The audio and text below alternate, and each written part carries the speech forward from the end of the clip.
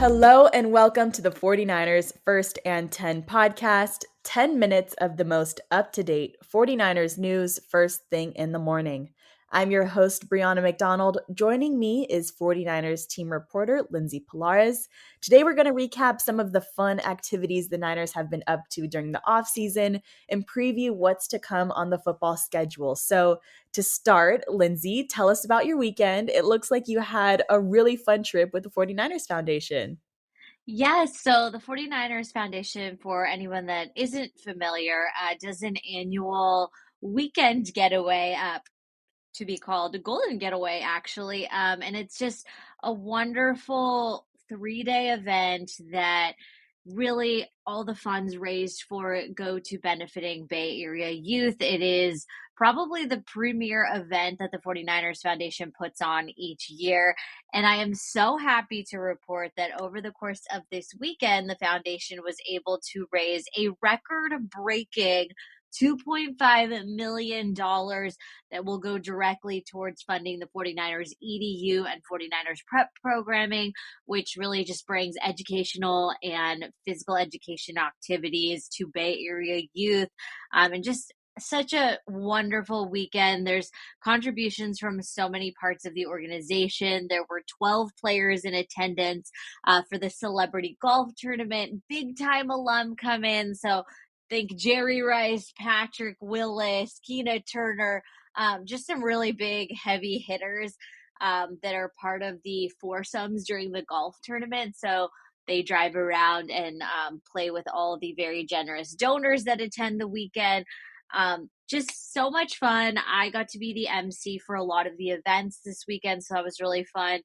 We had some 49ers coaches come and do talks for this annual portion of the weekend called Chalk Talk, where the coaches actually break down film. It was so wonderful to kind of get an inside look at just the way they formulate what they teach the players and just their vast knowledge of the game. Truly, truly just such a fun part of the weekend. And then it kind of all culminates up to this live auction where obviously a lot of the funds are raised and a lot of good happens. So happy to be part of it. Happy that the 49ers Foundation came out on the winning end of that and will have just enough funds to continue its mission here in the Bay Area. Yeah, this might be a hard question, but out of all the activations, did you have a favorite moment? I honestly really did enjoy the Chalk Talk. It's really cool. We heard from defensive coordinator Nick Sorensen just on the 49ers defensive philosophy. And then I really liked that Clay Kubiak also went and broke down basically one of the 49ers most effective and favorite plays. There's just, you learn so much. And then assistant special teams coach Matt Harper broke down the new kickoff rules and answered a ton of questions from the audience. So I think it was just a great learning lesson, but also just hearing the total come in after that live auction was really huge because I think to break that type of record, only brings more good to the Bay Area. So I don't know. It's hard to pick, but those are probably my top two. That's awesome. How nice. So, a huge congratulations to the 49ers Foundation for raising a record breaking $2.5 million over the weekend to support Bay Area youth and the next generation of the faithful. But while you guys and the Niners took a trip for fun and fundraising, our pro sports neighbors, the San Jose Earthquakes, actually held it down at Levi Stadium in Santa Clara for their rivalry match against the Los Angeles Football Club. I wasn't there. However, I was able to attend the Quakes practice for a bit before the match at Levi Stadium. And I spoke with their head coach, Luchi Gonzalez, and he just raved about the home of the Niners and what it's like to play at Levi Stadium and just the energy that the fans bring to the stadium. And they held the largest Cinco de Mayo celebration in Northern California over the weekend. And Fred Warner was actually the special guest of the match. He took part in the Quakes tradition of sounding the siren, and all that good energy from the fans and from Fred paid off because the Quakes defeated LAFC 3-1. And I know Fred must have been super happy for that win because he's a huge fan of Bay Area sports, especially when it comes to beating LA. And really, anytime throughout the year you can see him rocking Quakes, Niners, Sharks, and San Francisco Giants gear. So this weekend was definitely a really good weekend for the Bay Area. But not only were our Niners players having some fun and enjoying this offseason, but the team's president of football operations and general manager John Lynch went on the Pat McAfee show recently for some laughs and to talk about football. So, Lindsay, was there any insight or interesting stories that you took away from their conversation on ESPN? Yeah, it was the entire interview I thought was so interesting. And I think JL, such a busy guy, but I think after the draft probably has a little more time on his hands. So he actually spent like about 30 minutes on the Pat McAfee show. And the first part was really dedicated to just talking about his story as a player. He's a Hall of Fame safety turned general manager, and just kind of how he got his start. And it sounds like it was John Elway that really just got him into the world of scouting, and things just snowballed into him eventually becoming a GM. So I really enjoyed that part of the interview.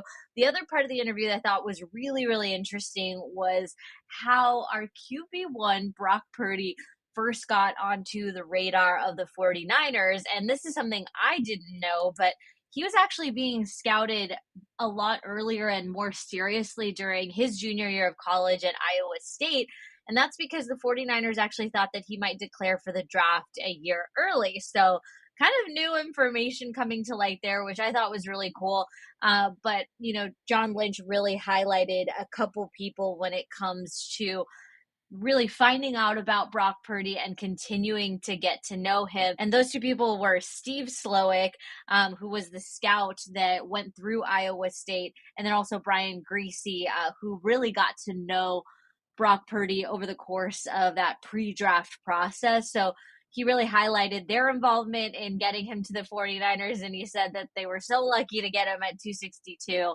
And I mean, if you're a 49ers fan, you pretty much know how everything else happened after that, and continue to just give rave reviews of how good Brock Purdy has been for the organization as a whole. And you can see that in the on the field product, and that Super Bowl 58 appearance that the team is coming off of. So definitely check that interview out. I just really always love hearing origin stories, and hearing it from the scouting perspective was really fun. Wow, what a special moment to think about in 49ers history, drafting Brock Purdy. And it's just really cool to see how that came to be and what the scouting was like for that. So just a really fun story, really in NFL history. But before we wrap up today's podcast, I did want to give a huge congratulations to 49ers legend John Taylor for being inducted into the Bay Area Sports Hall of Fame.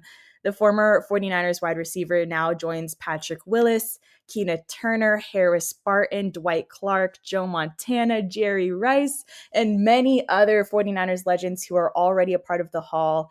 I went to the banquet in San Francisco on Monday night to watch his induction and talk to him about how special this moment was for him. And he shared a fun story about how he often, walks through the SFO airport and always walks down the hall where he sees all of the plaques on the wall, and he tries to point out people he knows on the wall. And he said, no, when I go through the airport, I can just look for myself.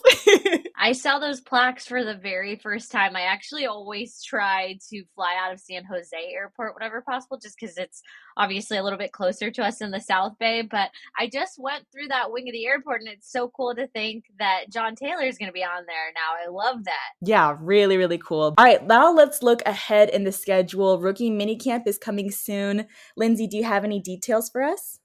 Yes, I know that a lot of the stuff we talked about on this episode was all off the field stuff, but believe it or not, on the field activities are happening too. Right now, the 49ers current roster is in the midst of their offseason workout program, and new to this week, on Thursday and Friday will actually be the 49ers rookie mini camp. So that's going to include all the draft picks, undrafted free agents that have been signed, and also some tryout players. So we're actually going to have some availability with them on Thursday and Friday. So check back in. I'll have a couple articles on that, and I'm sure we'll share some photos on 49ers.com that everyone can look forward to seeing. But there's still a lot happening at Levi Stadium. We're ramping up, so don't anyone forget about the 49ers, because we're cooking. Amazing. Well, that will do it for today. Thank you, Lindsay, for joining me in today's episode.